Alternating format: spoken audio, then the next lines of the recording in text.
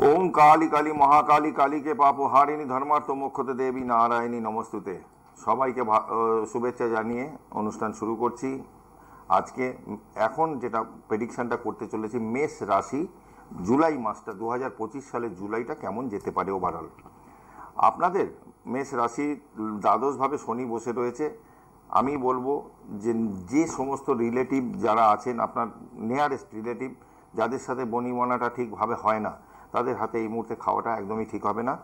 তৃতীয়ভাবে বৃহস্পতি বসে রয়েছে আপনাদের। তৃতীয়ভাবে বৃহস্পতি থাকায় আপনাদের নতুন করে মানে বিজনেসের জায়গাটা কিছুটা গ্রোথ হতে পারে, বিবাহ আটকে ছিল বিবাহের জায়গাটা হতে পারে। ওভারঅল মোটের ওপর খুব খারাপ যাবে না, ঠিক আছে।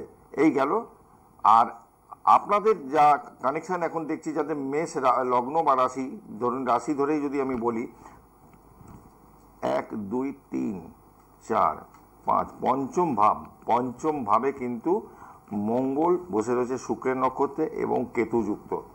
সন্তান সম্ভবা যারা মেষ রাশি বা মেষ লগ্নের জাতক বা জাতিকারা যারা সন্তান সম্ভবা জাতিকাদের বলবো যে একটু ডাক্তারের গাইডেন্সের মধ্যে থাকতে, একটু কেয়ারফুলি জিনিসটাকে ট্যাকেল করতে।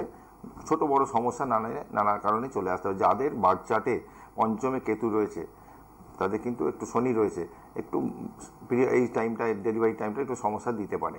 ওভারঅল মোটের ওপর খুব খারাপ না। চাকরির জায়গা যদি বলি, তাহলে চাকরি মেসের যদি বলি, তাহলে চাকরি কিন্তু আগামী বছরটা বেস্ট 2026। ভালো থাকবেন। আবারও আপনাদের সামনে আসবো ছোট ছোট ভিডিও নিয়ে। জয় মা তারা, জয় জয় তারা।